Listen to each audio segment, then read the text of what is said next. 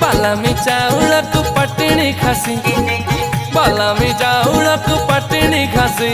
तुझिया दक्षिणी मु टोकाटा देसी बालामी चाउळकु पटणी खासी तुझिया दक्षिणी